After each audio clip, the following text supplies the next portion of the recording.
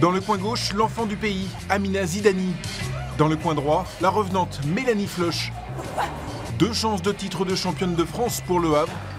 2 boxeuses bien différentes qui se sont affrontées dans le passé. Mélanie est plutôt une guerrière, une fonceuse. Amina est plutôt une boxeuse, une styliste, on va dire. Le fait de se retrouver dans le même club et de défendre les mêmes couleurs, ça les a rapprochées forcément. Elles sympathisent plus, elles sont plus complices. C'est beaucoup mieux comme ça. Amina était attendue. Déjà victorieuse 2 fois en 2 ans, en moins de 64 kilos puis moins de 60, l'étudiante en administration économique et sociale confirme tout son potentiel. La petite jeune battue par Mélanie en 2014 a bien grandi. Amina, c'est une battante. Elle a envie et elle a surtout elle a de l'ambition. Elle a des rêves comme les Jeux Olympiques, c'est pas rien.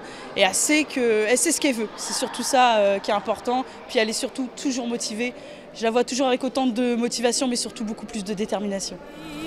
De la détermination, Mélanie n'en manque pas non plus. Longtemps en équipe de France, elle a tout arrêté pendant 2 ans avant de revenir enfiler les gants en septembre.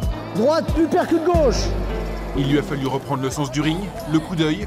La voir en finale à 30 ans force le respect de sa cadette. Mélanie, tout de suite. C'est une femme assez déterminée qui sait ce qu'il veut.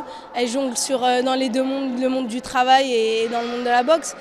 Et je pense que c'est une fille qui mérite d'être là où elle est aujourd'hui et j'espère le meilleur pour elle samedi.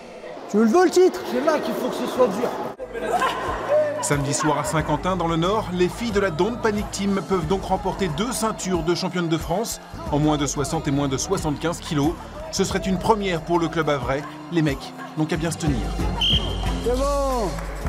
Bien, bravo, c'est bien.